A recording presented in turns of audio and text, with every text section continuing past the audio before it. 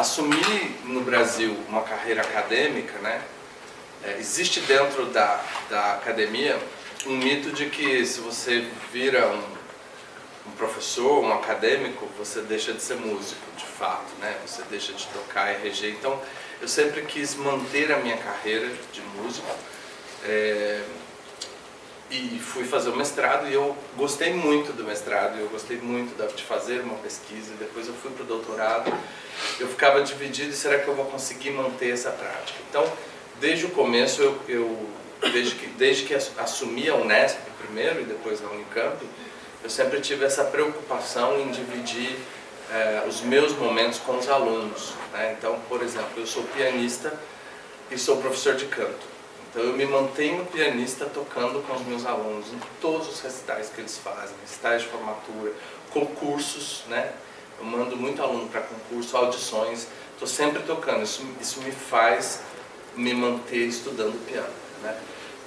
Tudo bem, não é o repertório de baladas do Chopin, não é mais o Brahms, mas agora são as canções do Brahms, agora é a redução da Madame Butterfly, da Tosca, dos oratórios do Handel, que dá muito trabalho, né, para a gente tocar, enfim. Eu primeiro comecei a estudar piano na minha vida, me formei em piano na UFMG, isso já faz um tempo, alguns bons anos, acho que 30 já que eu estou formado. E depois eu fui para a Unicamp, fiz mestrado, doutorado, fiz um pós-doutorado, antes mesmo de entrar na Unesp. Aí entrei na Unesp e depois fui para a Unicamp. Ao longo desse tempo eu construí uma carreira muito maior de regente de coro do que de cantor. Mas estudei canto a minha vida toda para trabalhar o coro. Eu nunca estudei canto para cantar, sempre estudei canto para ensinar canto. Porque eu queria ensinar o que a gente tem nas mãos, que são os cantores amadores, né? 98% dos coros do mundo inteiro são coros amadores. E cabe ao regente todo o ensino de música, todo o ensino de voz que aquelas pessoas vão ter. Tendo essa consciência muito cedo, eu comecei a estudar canto, porque tinha em Belo Horizonte, ainda tem, mas na época que eu estudei lá, era um outro regente, tinha o Coral Ars Nova, da UFMG, que ainda existe, mas ele era regido por um maestro, Carlos Alberto Pinto Fonseca, que foi meu professor de regência por muitos anos, e a pessoa que eu abracei na pesquisa. Daqui a pouco vou falar bastante sobre ele. Então eu conheci o coro do Carlos Alberto, para mim só tinha sentido ser regente de coro se o meu coro soasse como aquele, que era o melhor coro do Brasil. A gente era feliz porque a gente tinha um Ars Nova, a gente ia para encontros de coros, e o último coro a se apresentar sempre no Brasil inteiro era sempre o Ars Nova.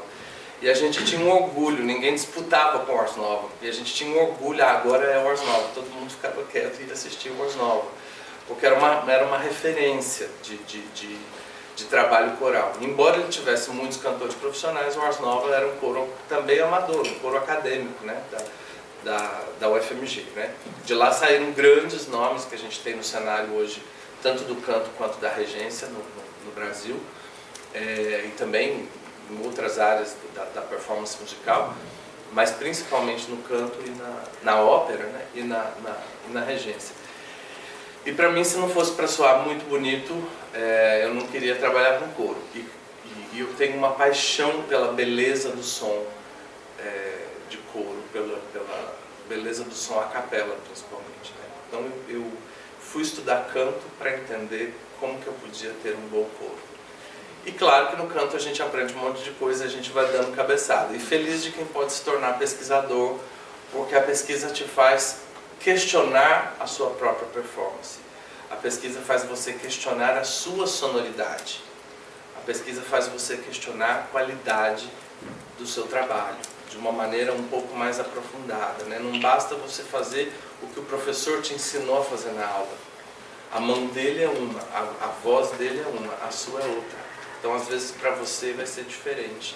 E a pesquisa nos ajuda, a partir desses questionamentos, a encontrar caminhos, às vezes para chegar num mesmo som, ou num som parecido, e você acaba descobrindo outros sons, outras formas de fazer a música, justamente porque você descobriu que a técnica vai precisar ser ajustada a cada um de nós, seja ela vocal, seja ela de regência, seja ela pianística, né? Cada mão é uma mão, cada voz é uma voz. Bom, eu desenvolvi na Unicamp, entre muitas outras atividades, o trabalho de 2 grupos, que eu estou chamando de laboratórios de investigação artística, né? Um trabalho com o coro contemporâneo de Campinas, é um coro que eu criei ainda durante o meu doutorado, quando eu ainda era aluno da Unicamp.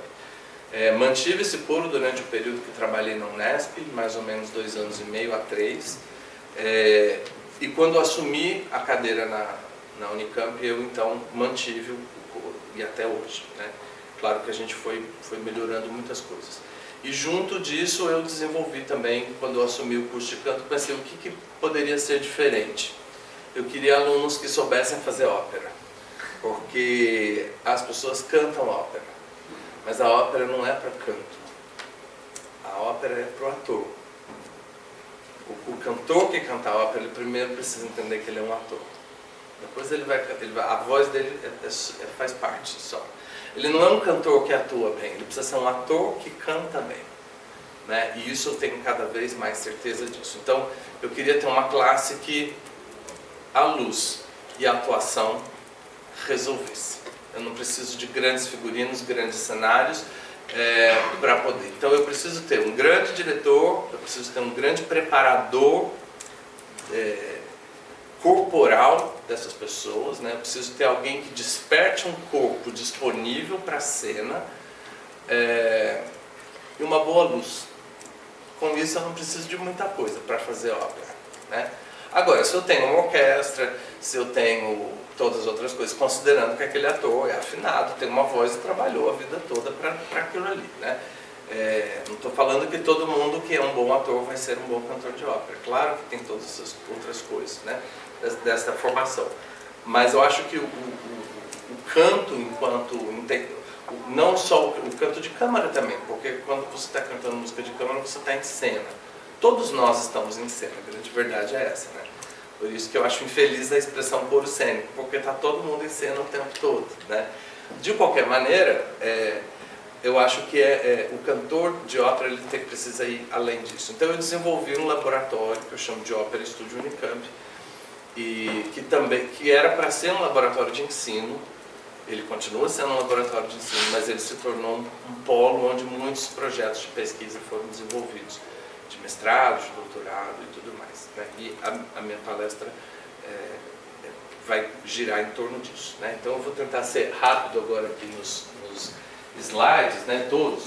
Então eu chamei aí de, deixa eu só acompanhar. Bom, vou acompanhar focos artísticos acadêmicos como laboratórios de investigação artística.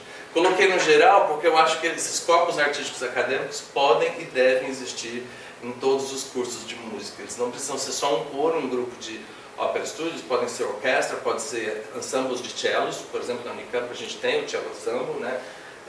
Pode ser grupos de só metais ou só madeiras, ou grupos só de música contemporânea que vão juntar instrumentos diferentes, enfim. Mas eu acho que eles precisam existir com esta função de fazer música, de ir para o palco, de ir para o estúdio e ao mesmo tempo de gerar dissertações, de gerar teses, de gerar pesquisas de iniciação científica e tudo mais, né? E aí eu vou falar sobre a atividade do Coro Contemporâneo de Campinas e do Ópera Estúdio da Unicamp.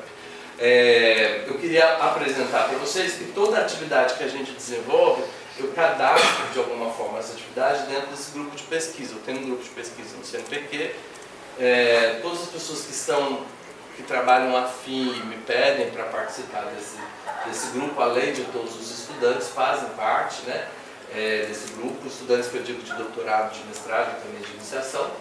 Ele está vinculado à linha de pesquisa que nós temos na pós-graduação do Instituto de Artes, que é Estudos Instrumentais e Performance Musical. E o grupo se chama Canto e Canto Coral. No começo era só canto, depois eu pus o canto coral, arte, pedagogia e técnica, porque a gente vai falar sobre todas essas questões. Obrigado, pode passar.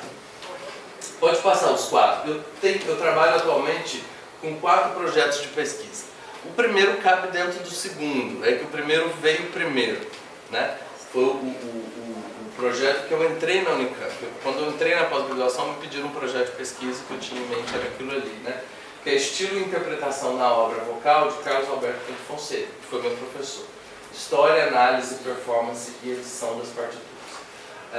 Esse projeto ele trabalha com um repertório, 90% dele manuscrito, e eu tenho feito as edições, só de música coral eu já devo ter feito edição de pelo menos 60 partituras, originais, não estou trabalhando com os arranjos ainda, originais para coro. Trabalho com toda essa questão histórica, porque eu sou muito envolvido com o Carlos Alberto por ter sido aluno dele. Eu oriento a viúva dele, a Ângela, com 82 anos, ela faz um mestrado na Unicamp, sobre a escola de regência do Carlos Alberto, né? Então está dentro desse projeto também, a história e sobre a vida dele. E eu falo de estilo e interpretação porque eu conheci não só o compositor, mas eu conheci o músico performer, né? Não quis dizer que compositor não é músico, tá, gente? Eu conheci o intérprete de suas próprias obras. Ele compunha e colocava voz nova cantando, né? Então eu conheço várias questões estilísticas desse repertório. E existem documentos que vão comprovar, né, documentos de áudio, documentos escritos também, que ele deixou no acervo, que hoje estão no acervo dele, que a gente pode trabalhar essa questão de estilo e interpretação. Um outro projeto que dá para colocar esse dentro, música vocal brasileira de concerto. Aqui entra tudo, né, desde os arranjos de música popular para coro, até as canções de câmara para canto piano e flauta, canto piano e oboé. Carlos Alberto fez coisas assim, né? E aqui dentro deste projeto eu tenho trabalhado basicamente com 3 compositores que movem o meu dia a dia, que são o Carlos Alberto Pinto Fonseca, o Ailton Escobar, eu não sei se todo mundo conhece, talvez seja o nosso compositor mais sofisticado para música coral, porque Ailton foi cantor, contratenor, nos anos 50 e 60, uma coisa que ninguém sabe. Ele cantou com Roberto e Regina num octeto, ele cantava de contralto. A mãe era cantora lírica e o pai cantor popular da Rádio Nacional. Então ele conviveu, além de tudo, com a harmonia do jazz. A gente pega algumas obras do Ailton, aí você vê lá uma coisa que é para orquestra e fita magnética. No meio daquilo você vai escutar harmonias jazzísticas sensacionais, né? E é um compositor de uma sofisticação absurda e que não está preocupado em vender, não está preocupado, ele só quer fazer música e quer que as pessoas toquem a música dele. Então não é uma música que é de fato comercial, né? Eu recebo sempre o Ailton nos nossos ensaios no coro, ele tem composto obras para o coro e é sempre muito bacana lidar com uma pessoa da Ailton. Ele tem hoje 80 anos, uma vivacidade incrível e está trabalhando bastante. E também trabalho, além do Carlos Alberto e Ailton, com o Ronaldo Miranda, que é um fofo. Eu acho que o Ronaldo trabalha com todo mundo, assim, é uma pessoa extremamente acessível e que tem uma obra coral e uma obra de câmara para canto bastante considerável, além das óperas, né? Porque o Ronaldo também escreveu óperas, né? Bom, outro projeto que veio anterior a esses, mas que ele acompanha a minha vida toda, é a técnica vocal aplicada aos diversos estilos de canto. Embora ele seja mais da música de concerto, eu também trabalho com outros estilos de canto e mesmo dentro do canto coral sempre me incomodou coros que cantam a Ave Maria do Bruckner com som de bossa nova e coros que fazem o contrário, cantam Águas de Março com som de Bruckner, por exemplo, né? E eu acho que um coro não pode ter um som só. Dizer que uma voz tem um som só é uma grande mentira, porque a gente tem um negócio que se chama laringe, a nossa laringe é móvel, porque ela é móvel, diferentemente da estrutura de quase todos os instrumentos que a gente conhece. Nós temos inúmeras vozes e a pesquisa nos ajuda a entender isso, né? Eu posso pensar em cantar um A nos meus dentes, mas eu prefiro cantar aqui no zigomático, mudou alguma coisa. Quando eu venho pra cá, mudou. E se eu vier aqui pra cima, percebam que todas essas vozes são encostadas. né? Não vou dizer para vocês que eu canto barroco, clássico, romântico,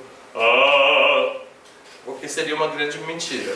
A gente vai depender dos personagens que eu vou cantar numa ópera, né? Um Zarastro, que é da ópera Flauta Mágica, clássico, ele pode cantar com uma voz mais romântica, que vai combinar, né?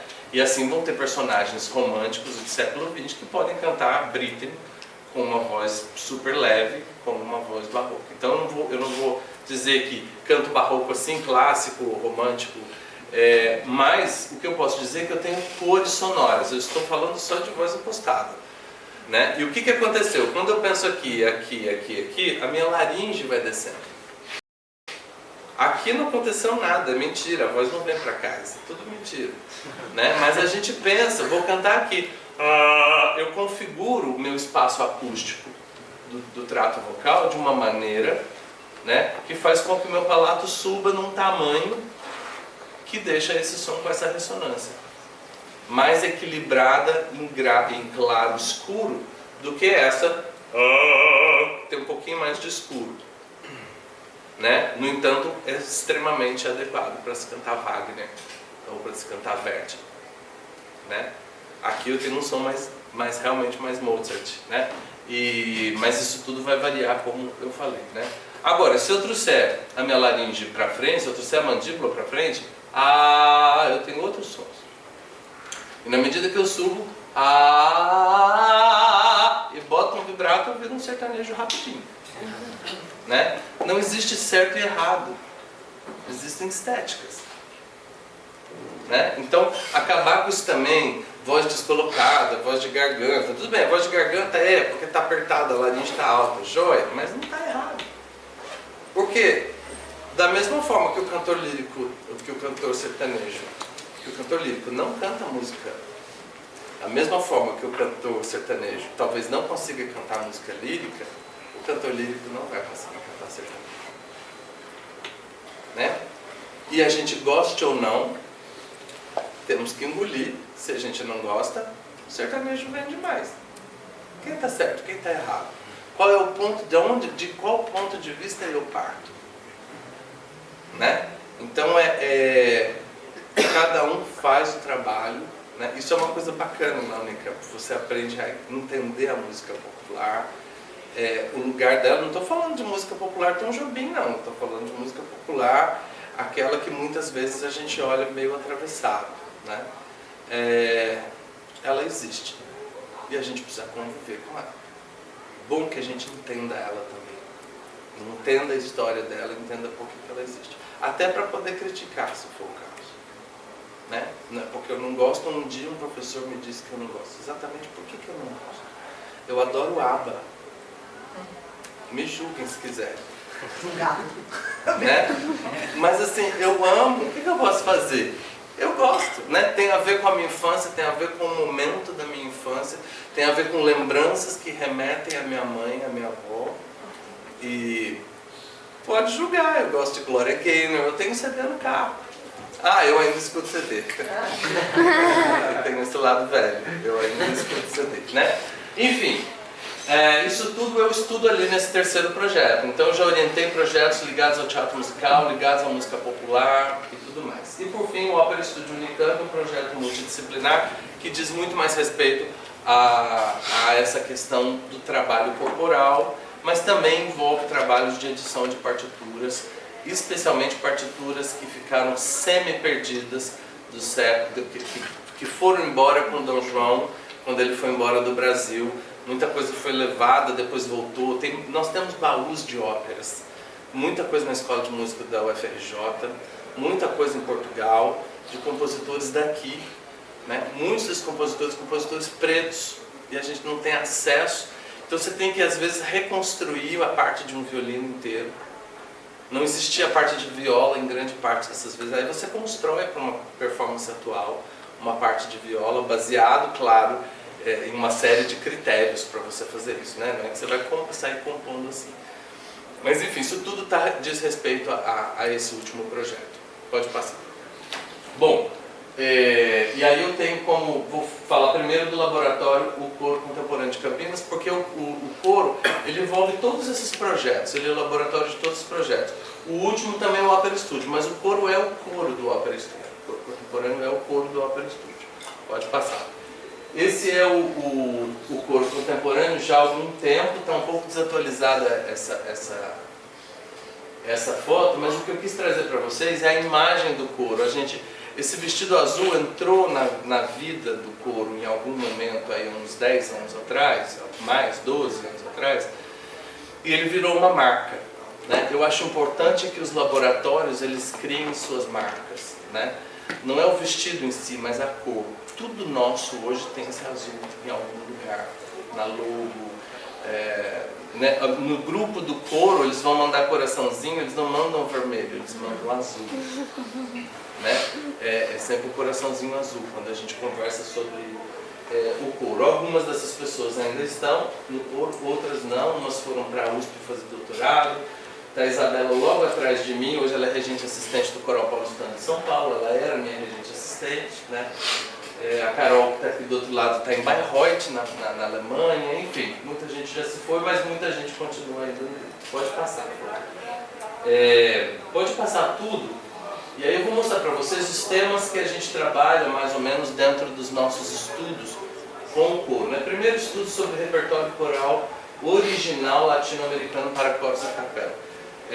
Eu acho que a gente faz muito arranjo, eu não sou contra arranjo, mas eu acho que a prática coral no Brasil inclui arranjo demais. Eu acho que a gente precisa cantar os nossos compositores. Não adianta dizer que tudo é difícil. Sim, tem muita coisa difícil, eu reconheço, mas tem muita coisa acessível para todo tipo de coro. É só uma questão de pesquisar e buscar. E eu não estou falando de repertórios atuais, estou falando de buscar desde o colonial, passando por um período que eu acho que ficou apagado na musicologia, que é o nosso romantismo, né? A gente cuidou muito do colonial, a gente cuidou muito da Semana de Arte Moderna e tudo que vem dela, a gente cuidou de música viva, Paul Reuter e tudo mais, e a gente deixou a nossa Belle Époque de lado, a gente deixou essa música do Nepomuceno, esses compositores do final do século XIX, começo do século XX, que são os nossos compositores românticos, né? Há que se fazer jus a eles, né? O próprio Henrique Oswald tem obra para coro e quase ninguém conhece, né? E é importante a gente conhecer esse repertório. Então, em busca deste repertório, e é super acessível para os coros, né? Estudos sobre práticas interpretativas. Se eu conheço o gosto, gosto de épocas, a sonoridade as possíveis sonoridades de épocas e de tempos, né? É importante hoje a gente registrar, por exemplo, que o Ailton Escobar não gosta de vibrato. Daqui 100 anos ninguém vai estar brigando, essa obra não pode ter vibrato. Por quê? Porque provavelmente o compositor que escreveu isso não gostava de vibrato. Mas como é que você diz? Alguma coisa está na partitura, mas eu posso dizer. Então, se eu estou fazendo um trabalho de pesquisa, entrevisto ele me diz isso, eu vou lá e eu escrevo. Porque também ele não gosta, não significa que eu não posso usar, porque como intérprete eu tenho eu posso fazer as minhas escolhas, né? Outra questão é a análise musical para a performance. O que é importante na análise musical para o trabalho com música coral, né? Então tem muitos projetos sobre isso. Eu costumo olhar para uma partitura quando eu vou analisar e pensar como eu vou ensaiar isso. Eu não penso em análise, eu penso como eu vou ensaiar. Quais as dificuldades que os meus cantores vão ter. Por quê? Isso é uma dificuldade de nível melódico, rítmico, ok, eu já começo a destrinchar a análise, né? O harmônico. E depois eu vou escrever sobre melodia, ritmo e harmonia, mas eu vou estar levantando aquilo que é, para mim, importante na minha prática, na minha performance no dia a dia com isso. Por que é importante eu saber que existe uma seção aqui, outra seção aqui, outra aqui? Um motivo melódico, um motivo rítmico. Porque às vezes eles estão atrelados a uma questão importante do texto. O texto, estava conversando com o William, texto é tudo. Inclusive música instrumental que não tem texto. Porque a gente trabalha com discurso o tempo todo. A gente declama quando toca. A gente declama quando canta. Existe uma prosódia, existe um ritmo, existe coisas que o compositor assimilou quando ele fez a obra e às vezes a gente não olha para isso. E o compositor, quando vai trabalhar com a gente, com os nossos grupos, com o instrumentista, ele fala assim, você precisa cantar.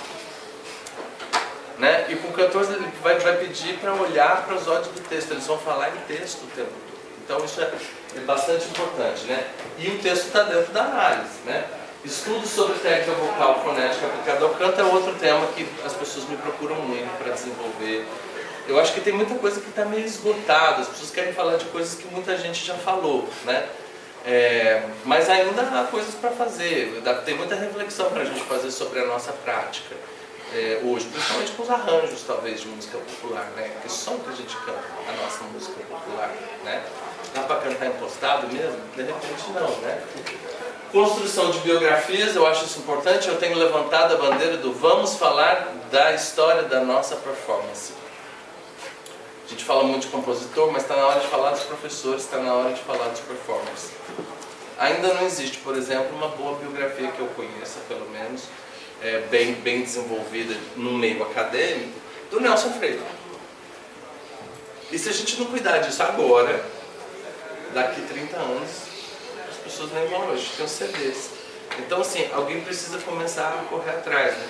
As escolas, quem foram os grandes professores, quem foram os regentes, quem foram os bons coros daqui de Florianópolis? Quem foram os regentes? Ainda tem aluno desse regente vivo? Porque esse aluno, ele pode dizer muitas coisas. Através de uma entrevista, a gente vai construindo a história da performance, não só da composição. É importante a gente lidar com isso, né? E o que eu acho que para mim é mais caro e mais importante em todo esse trabalho, que é o trabalho de edição de partituras. Não só de manuscritos de um compositor que já faleceu infelizmente, como Carlos Alberto, vou lá na casa dele, cuido daqueles manuscritos, trato o manuscrito, aprendo a lidar com aquilo, uso a minha máscara, uso a minha luva, uso o meu pincelzinho para tirar tudo que está de errado lá, deixo a partitura bem organizada, né? Volto lá, fotografo a partitura num outro momento, sento e vou analisar aquela partitura, como eu posso fazer uma edição, como também com partituras de compositores vivos, como o Ailton, que fala, isso aqui a Funarte fez, ficou péssimo essa partitura.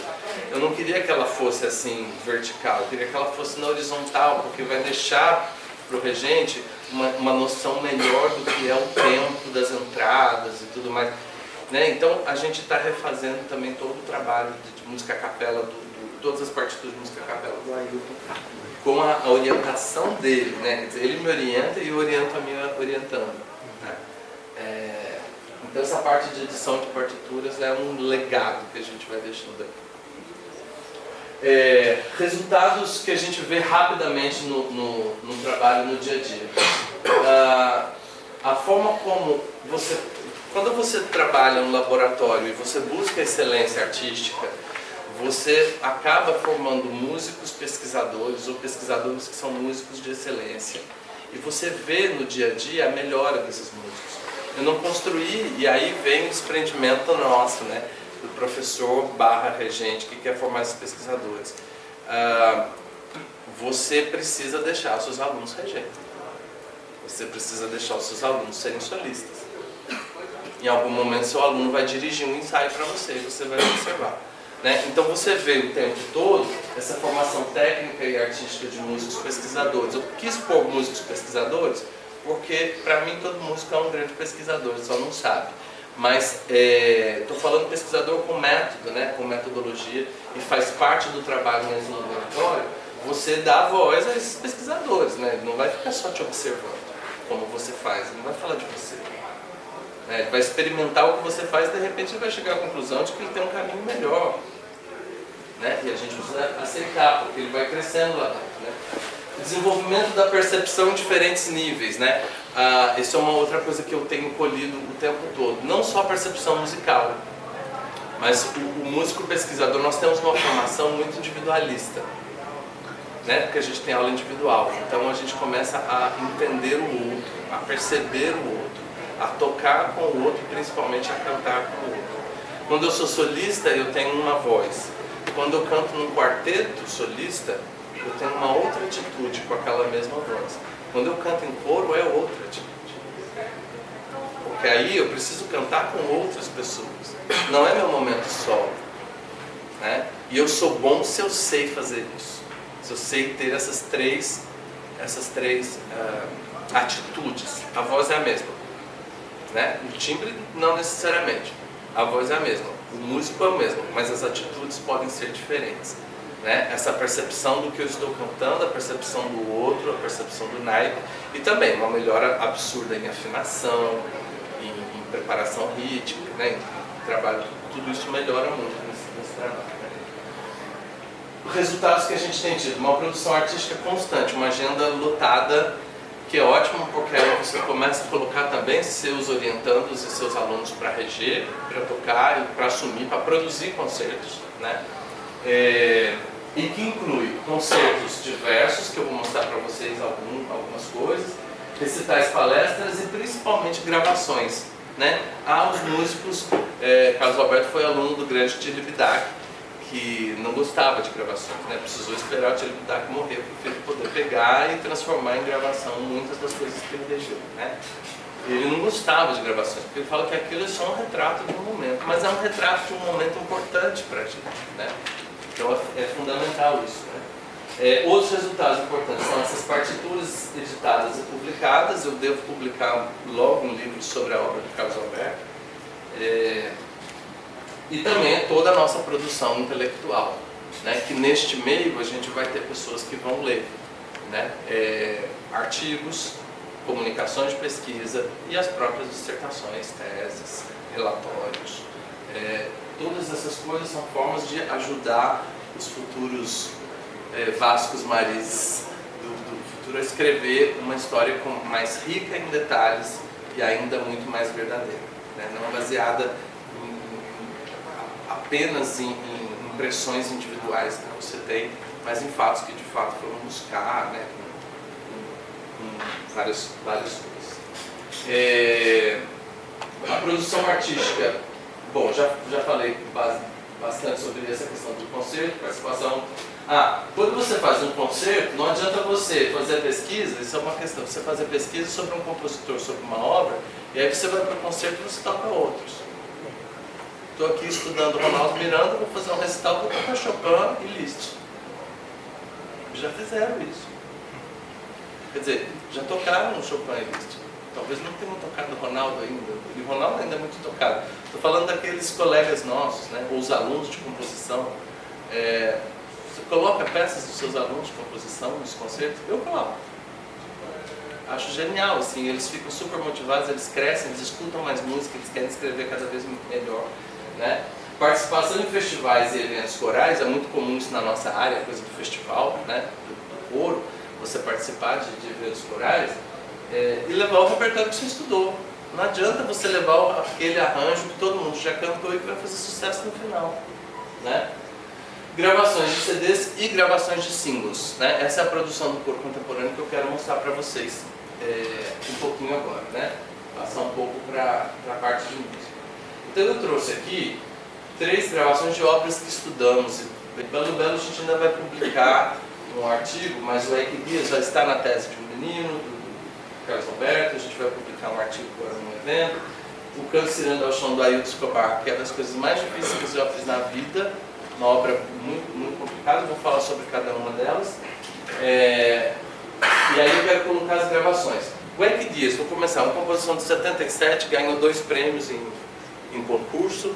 E é uma obra bastante difícil, porque o Carlos Alberto ele trabalha com harmonia quartal por muito tempo. E ele trabalha também com segundas. 8 vozes, segundas, ritmos complicados. Então eu vou colocar uma participação nossa em um festival em Belo Horizonte, que eu cantei essa obra. Tem politonalidade em algum momento, todo mundo em Fá maior nos homens e todo mundo em Fá sustenido maior nas mulheres. Tem algumas coisas assim, né? E nesta obra. O texto é um salmo de Páscoa, eis o dia que o Senhor fez para nós, alegremos-nos nele, exultemos, né? É um texto tranquilo. Vocês quando escutar a música, não é exatamente uma música que parece de Páscoa. Mas é uma música bem... Eu só preciso achar em que ponto tudo tá. Pode clicar. Já foi? Tá aí? Então.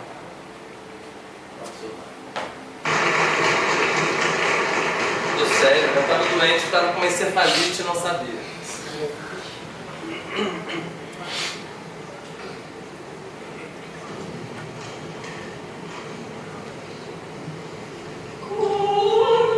Não é essa.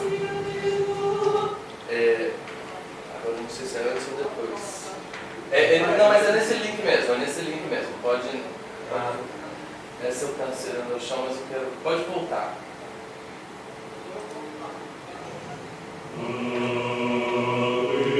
Essa música só que tá mais lento.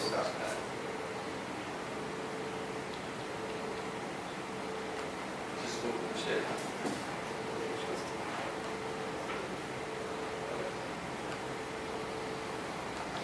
Aí.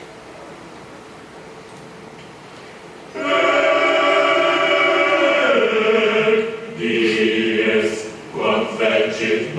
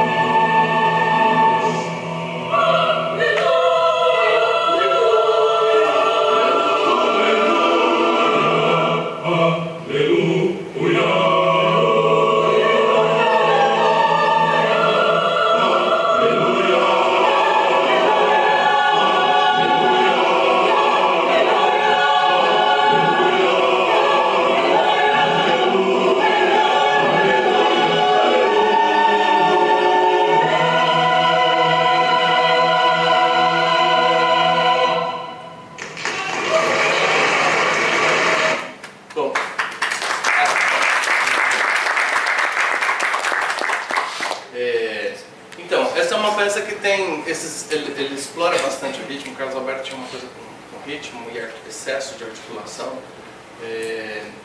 rítmica sempre, né? Então é uma peça onde ele gosta de explorar bastante essas coisas. E fica difícil porque você tem que explorar isso tudo e afinar todos os intervalos e essa coisa toda, né? Agora eu vou colocar uma peça do Escobar, que é o seguinte: ele compôs essa obra em homenagem a crianças que foram mortas numa chacina no começo dos anos 80.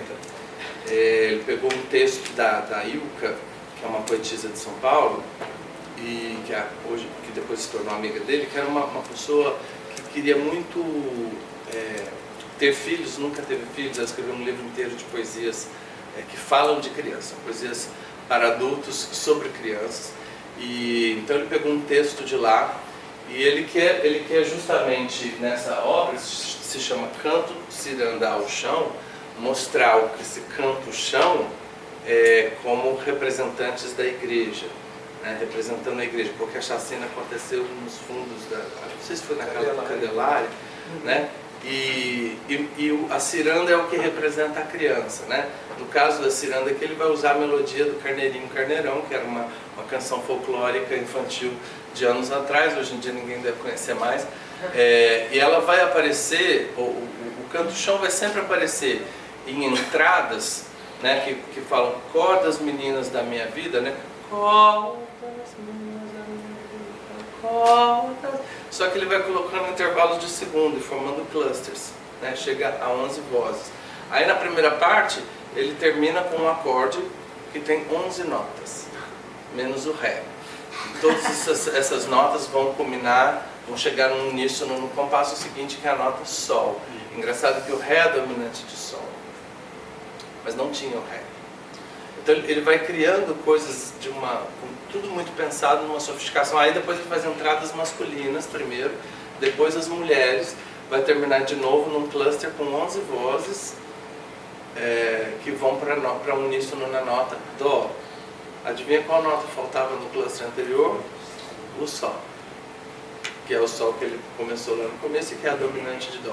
Depois ele vai pegar essas mesmas entradas e vai fazer órgãos paralelos em quintas, né, numa terceira parte, e só no final ele vai colocar uma parte do coro das meninas cantando a melodia inteira do Carneirinho Carneirão. Então tudo que vocês ouvirem que lembra uma melodia vai estar de uma certa forma construído de maneira harmônica, com harmonias um pouquinho mais jazzísticas, mas dentro de uma estrutura de motetos, os trechos que ele quer colocar a melodia do Carneirinho Carneirão com o texto da Ilka, né?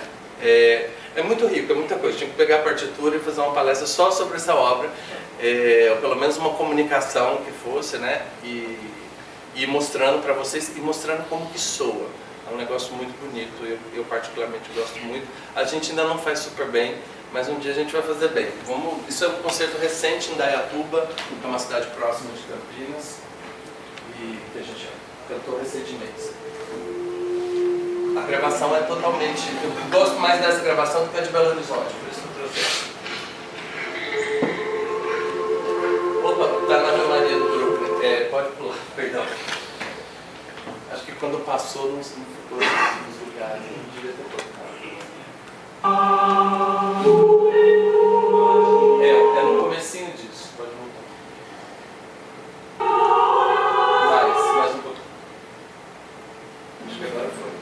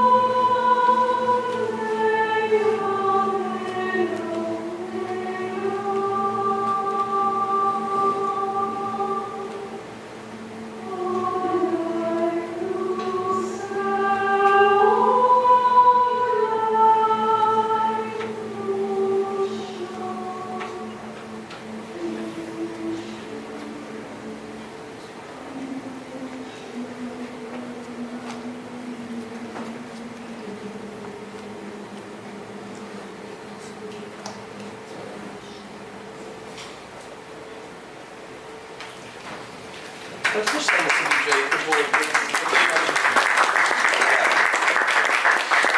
Essa é uma obra bastante desafiadora, difícil, mas assim, porque a gente tem o trabalho de envolver os alunos, tem o trabalho de fazer eles entenderem o que é a obra, para finalmente ele poder conseguir montar isso, né? E se a gente tem o compositor junto, melhor ainda, né? Então... Você sabe por que ele escolheu essa cantiga específica? Não sei também porque ele escolheu esse poema, porque é um livro cheio de poemas.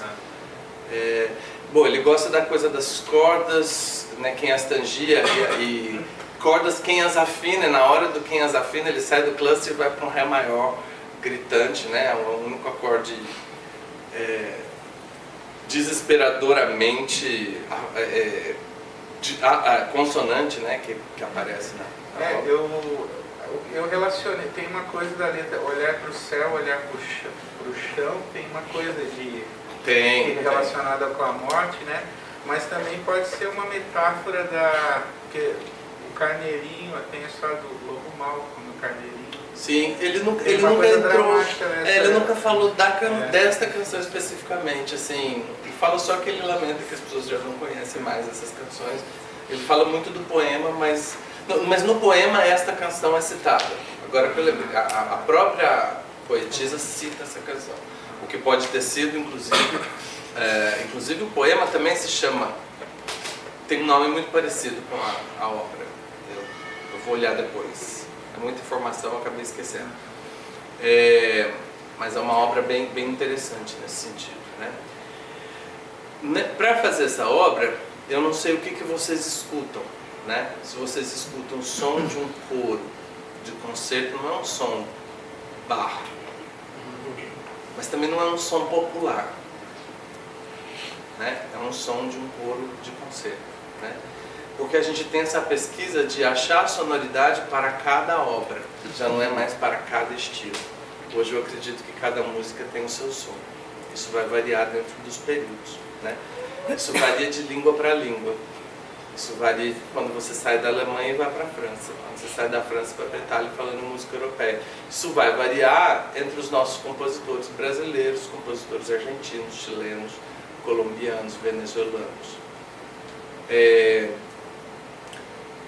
Talvez tudo que venha de língua espanhola, talvez tenha alguma proximidade. O que vem de língua portuguesa tem uma outra sonoridade para a gente pensar, né? Nós temos nasais muito gritantes. No entanto, todos os nossos colegas, amigos, vizinhos que falam espanhol, eles têm uma voz muito mais projetada atrás do nariz do que a nossa, porque o palato é mais alto. E é justamente esse palato mais alto que faz com que eles não tenham os nossos sons nasais, né? E deixa o som numa postura mais alta, diferente da nossa, que é mais baixa. Por isso, para nós no Brasil, tudo parece que está mais desafinado. É difícil de afinar no canto. É verdade, porque o jeito que a gente fala é bom para afinar a bossa nova. Mas é difícil para afinar algo assim, né? O espanhol, de certa forma, o fato de não ter vogais neutras, não a vogal neutra, né? Essas vogais centrais, como o A final da palavra casa. Não é o mesmo A do K. Casa. Né? Ou o livro, o U final do livro. Escreve com O e fala com U. Né? Eles têm vogais mais puras, como o italiano. Né? E essas vogais acabam ajudando com que essa formação, o desenvolvimento de uma rinofaringe um pouco mais expandida, isso tudo ajuda muito no processo de afinação e no processo de uma série de coisas. A gente tem coros maravilhosos na Argentina, no Chile, na Venezuela e em tantos outros lugares, né? E acho que a língua ajuda, mas isso é uma pesquisa que dá para ser feita, super possível, mas que eu ainda não entrei nesse território, né? Porque vai envolver esse estudo com os idiomas e também com as culturas, tem uma série de coisas, né? Mas eu estou falando isso tudo porque neste mesmo concerto eu cantei 2 músicas populares brasileiras e eu tentei buscar um outro som e eu vou colocar para vocês, não estava na minha programação, mas eu vou colocar isso para vocês aproveitando esse vídeo para ver se vocês acham isso. Um pouquinho mais para frente, não vai ter legenda.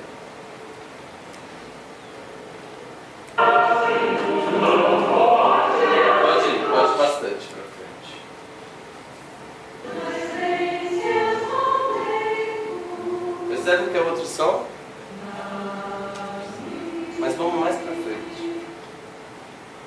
Que era a próxima música.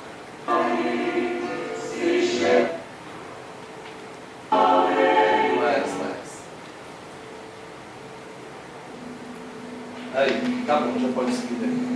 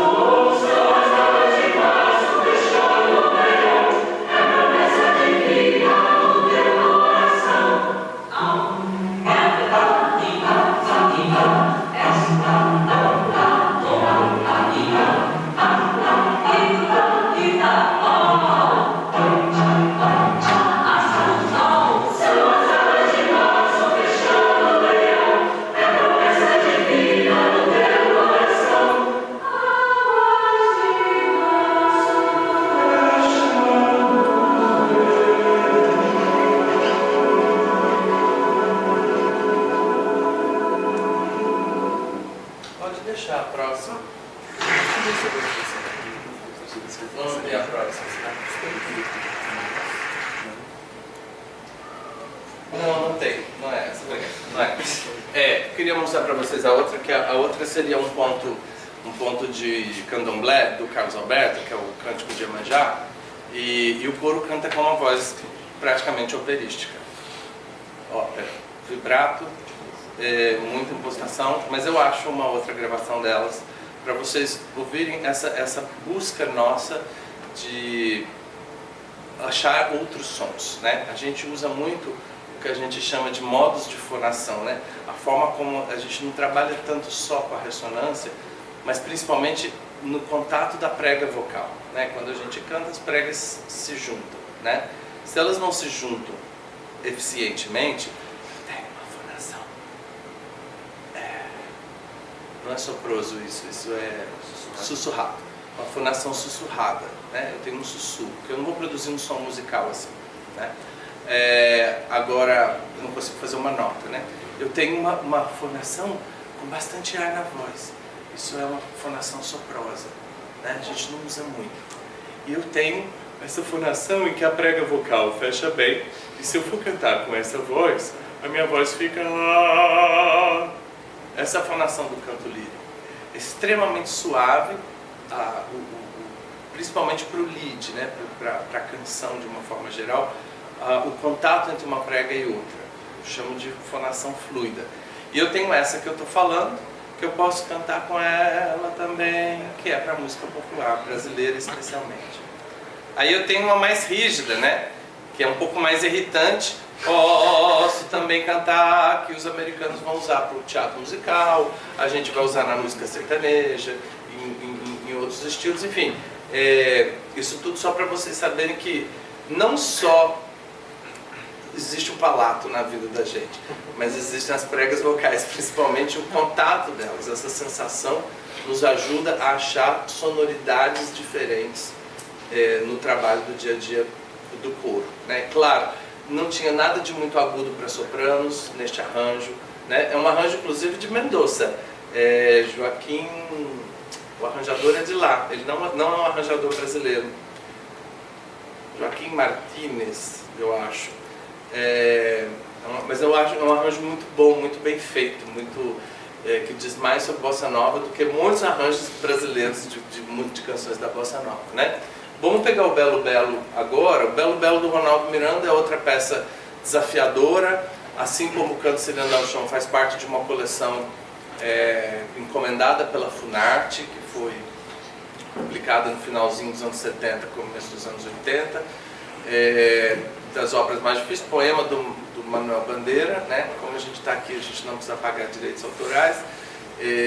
Normalmente é bastante difícil lidar com Manuel Bandeira e Cecília Meirelles. Fujam desses dois nomes, infelizmente, até que eles sejam domínio público, porque existe um ser desprezível cuidando dos direitos, e a única coisa que ele diz é: Manuel Bandeira é como Prada, se você quer ter Manuel Bandeira, você paga o preço de Prada, da Prada, né? Então você não consegue ter acesso. Não pode gravar, não pode fazer partitura, não pode fazer nada. Mas enfim, isso em São Juan, na Argentina, um festival que a gente ficou em segundo lugar, era um concurso, né? E aí no concerto final a gente cantou esse Belo Belo. Pode soltar que já vai sair.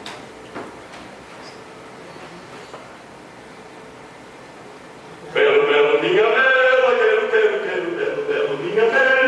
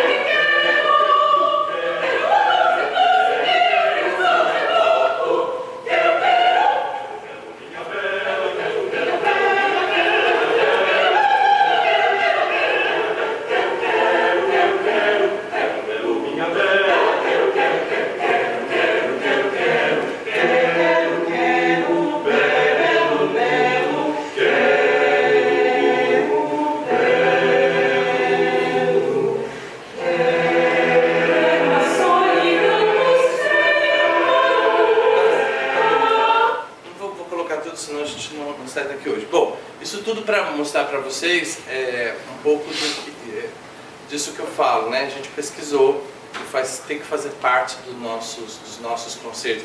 E os nossos concertos, eles não precisam ser só concertos em eventos de pesquisa. A pesquisa precisa fazer parte da vida artística, do dia a dia, né? Isso nos faz nos sentir cada vez mais músicos e mesmo que a gente acredite que o público não aceita. Eu fiz esse concerto em Indaiatuba, tinha renascença, tinha música romântica, tinha música folclórica, tinha música popular. A música mais aplaudida foi aquela do Ailton, sobre as crianças. Porque você explica a composição, você fala, explica para o público, e o público foi ao delírio com aquela composição, né? Porque isso tudo que vocês estão vendo é uma questão... isso tudo está no YouTube, aquilo foi gravado por um celular. Na hora, certamente, é muito melhor. Aliás, escutar música ao vivo não tem preço, né? vivo ali, no lugar, ver o coro cantando, ver o pianista tocando, ver... É diferente. A gente tem esse hábito de, depois eu vejo no YouTube. Não, a gente não vê no YouTube, porque no YouTube a gente não vê o que é de fato. A gente tem mais ou menos uma ideia, né? Então a gente precisa pregar isso para as pessoas, né? Bom, vamos seguir dessa página para a próxima. Bom, eu tenho uma página que eu não estou fazendo propaganda não. Isso aqui é divulgação de pesquisa. Divulgação de pesquisa. Isso envolve, inclusive, por exemplo, esse CD que a gente gravou, a Missa Afro-Brasileira do Batuque Calanto do Carlos Alberto. Eu não gosto desse CD, foi péssimo. Inclusive eu escrevi um artigo dizendo que eu não gosto do que eu fiz. E é ótimo a gente não gostar do que a gente fez, né? Porque isso faz a gente repensar a performance. Coro com excesso de vibrato, sopranos gritando, não estava bonito. Não gosto, não ficou elegante, quero gravar esse CD um dia de novo. Mas além desse CD, a gente faz muitos singles, né? Aquele coloridinho ali, ponto de Oxum e a música ali embaixo, é um dos nossos singles. Eu vou mostrar para vocês, né? Singles que a gente grava aquela obra e você faz um bom material depois, né? E coloca esse material no YouTube, né? Eu quero mostrar para vocês o que eu não gosto, da onde eu saí do que eu não gosto e até onde a gente chegou no intervalo de uma pandemia. Durante uma pandemia eu fui entendendo o que eu queria para o meu curso, porque eu tenho coro há 15 anos, né? Mas esse CD me fez acordar. Porque como professor de canto, eu busco uma coisa. Como regente, eu busco outra. Mas eu permitia que os meus cantores cantassem no coro como eles cantam na sala de aula, de canto, no concerto solista. E não é a mesma coisa, definitivamente. Né? E hoje eu tenho isso muito claro. Mas para não brigar nem com cantores, nem com ninguém, eu levava para o coro aquela mesma sonoridade, que hoje eu já não levo mais. Isso por uma série de razões. E eu vou mostrar para vocês o trabalho que a gente fez ao longo da pandemia. Eu vou mostrar 5 gravações gravadas, cada um da sua casa, tudo em celular, alguns celulares bons, alguns celulares ruins, mas que me deram 5 produtos legais, 5 singles. A gente continua fazendo singles, mas 5 singles muito legais, né? E vocês vão ver no intervalo de uma pandemia como o som do coro mudou. São as mesmas pessoas cantando. É o mesmo coro cantando. Pode ser que dê alguma diferença de qualidade de gravação, mas o que eu quero é que vocês escutem o timbre e a própria questão da afinação do grupo, né? Vamos passar para o Spotify. Pode passar a próxima tela? Eu acho que... Pode... Não, esse é o CD que a gente fez. Esse é um CD sério, a gente fez em estúdio, né? Só que eu não gosto dele. Essa foto é do Mosteiro de Vinhedo, é um mosteiro de Vinhedo, uma cidade do lado de Campinas. Esse Cristo é um Cristo africano, e como eu estava gravando obras sacras do Carlos Alberto, que tinha essa rítmica africana, essa coisa toda, eu achei legal usar isso como capa, né? Isso foi nos 10 anos do coro em 2019, pode passar. E aí, pode soltar, pode ir colocando as figuras todas. Esses são os singles que a gente fez. Eu vou começar pelo Domine do Mickey Laos Pérez. É um moteto do Padre Zé Maurício. E eu vou mostrar para vocês como era o som do coro nessa época. Eu ensaiei um por um dos cantores, tá? Pelo Zoom. Eu usava o Zoom. Esse é o resultado final.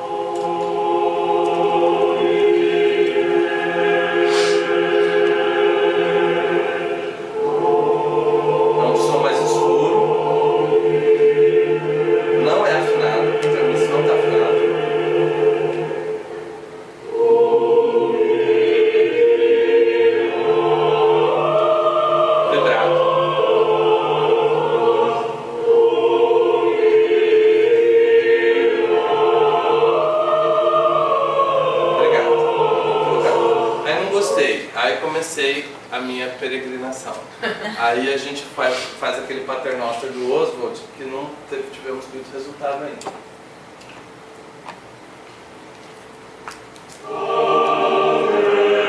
Som mais claro, mais frontal. O outro está no mais fundo de boca.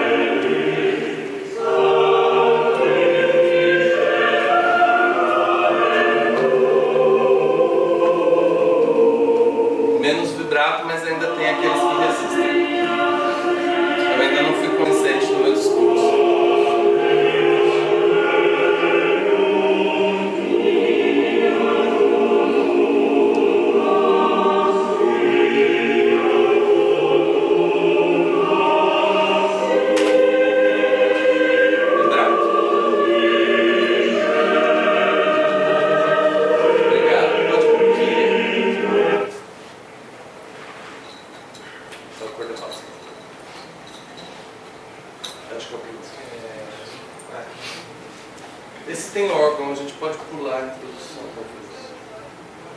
Aqui eu briguei muito, eu consegui um som mais liso.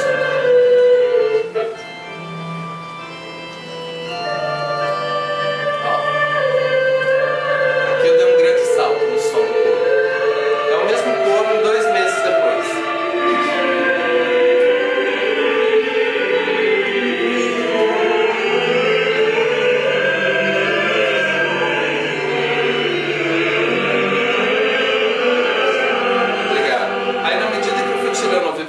Fui tirando eles da acomodação, a afinação começou a ficar meio esquisita. Já não está super afinada, apesar de ter um órgão no ouvido deles, né?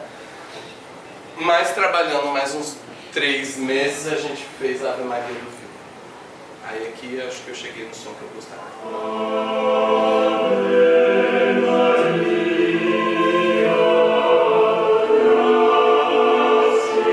Acho o soprano um pouquinho branco demais.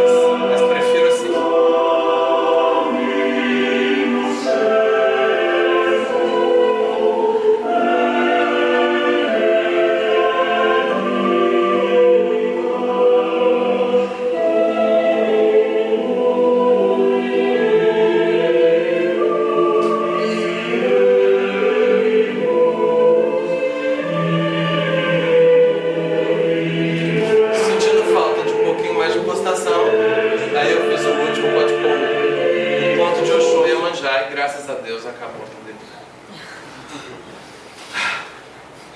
O tempo difícil.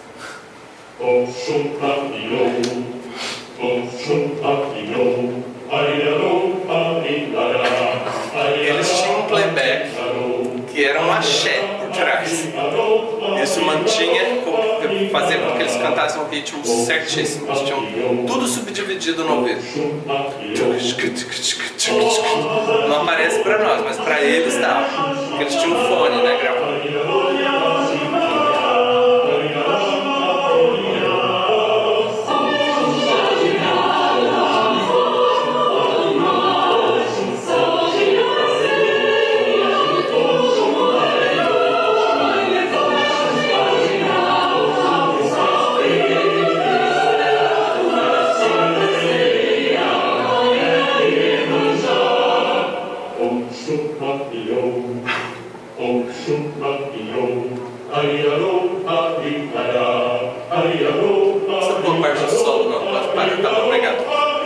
E aí esse foi um trabalho de pesquisa. Eu ainda preciso concluir um artigo falando sobre todas essas coisas, porque eu procuro sempre escrever artigos que ajudem as pessoas nas práticas delas, né? Onde eu chego sempre vem uma pessoa, hoje foi ele que falou assim: olha, eu tenho a sua tese impressa, né? E eu escuto isso muitas vezes, assim, porque eu quis fazer uma tese, uma pesquisa que fosse útil, isso no meu doutorado, né? Fosse útil para os meus colegas regentes. E como nós somos muitos regentes de coros no Brasil, acabou que muita gente leu esse trabalho e tudo mais. Então, tudo que eu publico hoje acaba tendo muitos leitores que nem são da área acadêmica, que nem são da área de pesquisa, mas que funcionam. Não sei como é que eu estou de tempo aí, eu nem falei do Opera Studio. Pode pular, já passei, né? Só fazendo uma parte, que pode ser inclusive elemento da reflexão, né? Mas não se trata só da preparação do coro nesse sentido, né? Mas o teu aprimoramento ao longo dos trabalhos como produtor musical, né? Sim. Por exemplo, né, o fato de ter produzido uma guia para facilitar a articulação rítmica, às vezes algumas soluções, né, de repente como é que eu posso induzir via produção musical a ausência do vibrato, né, que tipo de base de gravação eu poderia usar, esse tipo de coisa é interessante, né? Então tem um aprimoramento. A gente foi aprendendo a fazer, porque a gente não sabia o que ia acontecer, né? A gente sonhava com uma vacina. E demorou tempo. E nesse tempo eu sonhava em como que eu vou melhorar esse som, né? E do coro e a distância. Eu cheguei a pensar, nunca mais vou reger, né? Porque imagina.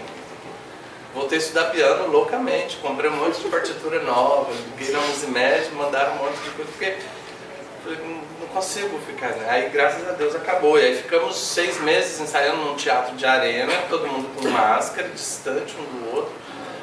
E a capela, né? A gente montou o Requiem do Mozart inteiro, a capela. Porque tinha que cantar na Sala São Paulo com a USP nos 60 anos da FAPESP. Nossa, foi bem sofrido.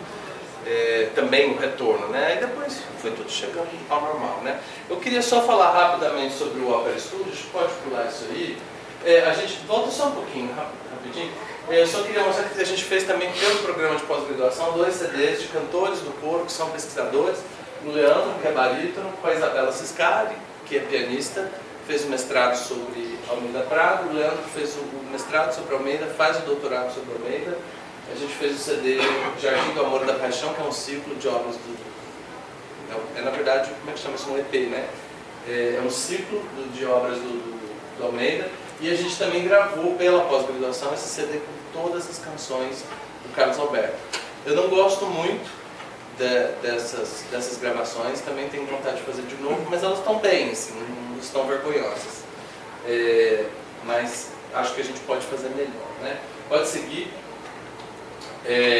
Esse é o meu Opera Studio, né? O coro ali como aquela serpente que segue o Tamino, persegue o Tamino na flauta mágica logo no começo, o Tamino desesperado ali, né? Essa foi uma solução que a gente encontrou cenográfica, né? Pode seguir. Bom, o Opera Studio Unicamp ele é um projeto multidisciplinar porque os alunos entram para cantar e eles cantam, eles aprendem a fazer luz, eles aprendem a fazer maquiagem, eles aprendem a concepções de figurino, escolhas de figurino e o mais importante, eles desenvolvem um bom senso imenso a respeito do próprio corpo e da sua função como ator em cena. Eu não vou falar todas essas coisas porque eu já passei um pouco do meu tempo, porque eu quero mostrar para vocês um pouco dessa pesquisa de corpo para vocês irem entendendo aonde eu quero chegar. Pode seguir. Eu parto sempre do princípio, essas foram as primeiras montagens que a gente fez lá em 2012, 2013. La Clemenza di Tito, eu fiz só o primeiro ato com a direção de um professor da School of Music de Atlanta, o Carroll. Ele veio, a gente produziu com piano mesmo, não teve orquestra. A partir da segunda ali, que já foram as duas, né, foram 2 montagens da flauta mágica, a gente já teve um diretor de cena brasileiro, a gente teve a participação de 2 orquestras diferentes, a Orquestra Sinfônica de Limeira e a Orquestra Sinfônica da própria Unicamp, né? O coro contemporâneo sempre envolvido fazendo as partes corais. Pode passar. Essa é a nossa primeira flauta mágica. Se vocês olharem bem, vocês vão ver um monte de cantor tentando fazer cena. Não são atores que cantam, são cantores que atuam mal. É bonito. Aí já começou a querer melhorar porque a gente começou a trabalhar com Laban, um trabalho todo voltado para a questão da dança, mas que dava para eles um pouco mais de entendimento de equilíbrio, principalmente, um monte de coisa. Então, assim, é claro que o figurino mostra, mas assim, eles ainda têm uma atitude de cantor, eles ainda não são exatamente atores. Vocês não veem coisas muito expressivas além de uma boca, além de um olhar, né? Pode passar. Aquilo foi Bodas de Física. Aqui a gente fez o West Side Story, tem mais um. Aí. Em forma de concerto, mas eu quis encenar na frente, era uma banda, né? É uma banda, a gente fez com vozes mais líricas, não vozes de musical, né? Pode passar. E aqui começou toda a mudança do coro quando a gente fez Don Giovanni, em 2015, já 3 anos depois, começo dos 50 anos da Unicamp, e eu ganhei dinheiro. Eles me deram 300 mil para montar essa ópera. E 300 mil a gente faz miséria, né? Eu consegui contratar um elevador para colocar no palco para o Don Giovanni e para o inferno no final. Vocês estão vendo aí, né? E o coro lá atrás. Então a gente começou. Esse figurino era tudo tecido cru que a gente comprou e aprendeu a tingir. E a gente fez os figurinos de uma forma pesquisada com uma professora do departamento de artes cênicas, a Elô, e na verdade ela fez, né? Assim, é que os alunos tinham que fazer parte desse processo todo. Pode passar. Isso também é Don Giovanni. Aquilo ali é uma camisola mesmo. Eles, né, ela foi pega com o Don Giovanni e com o pai. Eles vão sair ali na esgrima. Aprenderam a lutar esgrima, os dois, pelo menos, né? Vai ter toda uma cena. Aquilo lá é a coisa do videomapping, né? Eu quis trazer essa foto porque o público não vê o Don Giovanni lá atrás. O público vê só imagens do Don Giovanni ali, né? Com esse trabalho do videomapping, que também é um negócio que é caro, mas é uma ferramenta que vale a pena se a gente não tem cenários, né? E ao mesmo tempo se você não quer gastar, porque o problema dos figurinos e cenários é o que você faz com eles depois. Os teatros estão de guardar, a universidade não, né? Pode seguir. Foi um figurino bem luxuoso, porque eu tinha 300 mil. Pode seguir. Pode seguir. Nem sempre eu tenho tanto dinheiro. Mas depois eu fiz o empresário do Mozart e o nosso segundo, isso aqui já é o nosso segundo de Denex, vamos passar. Se vocês, aqui os meninos já têm uma direção, pode passar para a próxima. Eles já têm uma direção melhor, eles já têm corpos um pouco mais disponíveis, porque de Denex tem um coro que canta muito e eu botei todo mundo dançando ou se movimentando de alguma maneira. Pode passar. Então os cantores eles já têm atitudes muito mais tonos do que eles tinham antes, né? Pode seguir. Pode seguir. Isso aqui é Elixir do Amor. Isso é couro, pode seguir. Pode. E aí, pode seguir. Eu não vou falar da Entremês. A Entremês é uma dessas óperas que a gente reconstruiu. Pode seguir.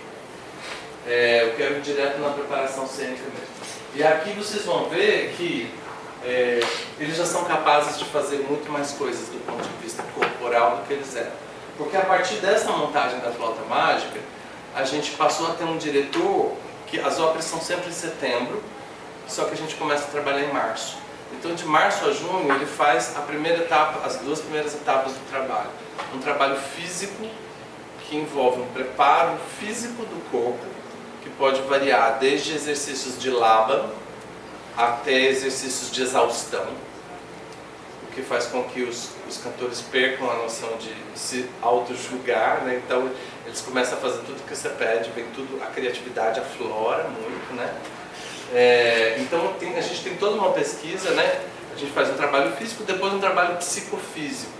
Neste caso, a gente passou um semestre, eles tinham que escolher um animal por um mês, observar esse animal, vídeos, se fosse um leão, por exemplo, eles vão ter que ver vídeos, e a partir do segundo mês, em todos os ensaios eles tinham que imitar aquele animal e ficar observando.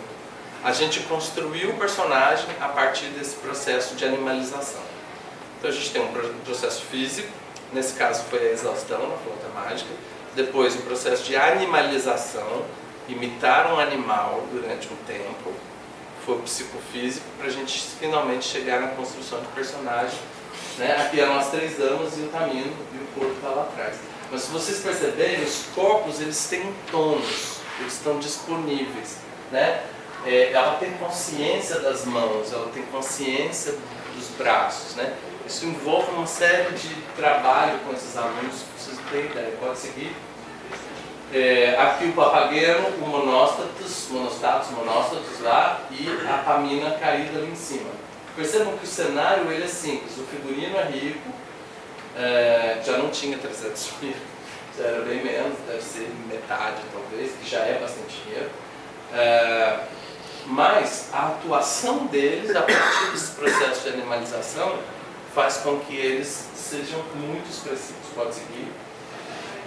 Ela passou, sendo Pamina, por um processo também no psicofísico de Alba Emoting, é um método que ensina você o que acontece quando você dá uma gargalhada, o que acontece com a sua cabeça, o que acontece com os seus ombros, o que acontece com os seus braços. Então você começa a observar a gargalhada e aí você faz o processo contrário, você usa os movimentos de todo o seu corpo durante uma gargalhada para chegar finalmente a uma gargalhada. Né? Então é um processo também muito legal que a gente utiliza para personagens mais densos, ou tudo que a gente precisa de mais dramaticidade. Pode passar. Como a Traviata, que tinha só 30 mil e um sofá. A gente botou o sofá, botaram aquele pano horroroso em cima dele. E aí, na Traviata, a gente fez todo esse trabalho de alba emoting e entre outras coisas. O coro era um grande cenário o tempo todo, na ópera toda, pode seguir. E a atuação, percebe? Não tem nada de cenário. O cenário é o coro. Mas se a atuação é boa, você prende o público o tempo todo. Pode seguir. Mesmo figurino, olha, cada uma com seu vestidinho preto que trouxe de casa. A gente fez aquelas mascarinhas lá atrás. Tá o couro ali atrás. Então tem toda uma exploração. A gente não tinha dinheiro para fazer muita coisa. Foi assim, pode ir, precisava de um couro grande. Aqui já é Janisky, que é outro caminho. A gente usou comédia dell'arte e bufonaria. O que é a bufonaria? São os bufões. Você tem que trabalhar corpos estranhos, né? Então a pessoa chega para o ensaio, ela já chega assim, ela fica o ensaio inteiro andando com um corpo estranho, ou com uma cabeça do outro lado. A gente vai, para cada ensaio, a gente trabalha um corpo de bufão diferente, para que eles tomem consciência de muitas coisas. E aí, isso era uma comédia, Janisky, Puccini é uma comédia, né? E a gente fez, estamos fazendo de novo, vamos repetir agora em setembro desse ano, pode seguir. Também Janisky. Aqui é o morcego, né? Eles todos dançaram a valsa, a gente ensinou a valsa bonitinho, era muita gente no palco, pode seguir. E aqui, rapidamente, né, falando sobre um trabalho específico, que foi o último que eu fiz com ópera, que foi com a ópera A Moreninha do Mali. A gente fez uma edição crítica da partitura. A partitura do Mali tinha muitos erros. O Mali mora pertinho da Unicamp, a 1 hora em Piracicaba, né? Então a gente vai muito consultá-lo sobre muitas coisas. E aí a gente descobriu que a partitura tinha muitos erros. Mas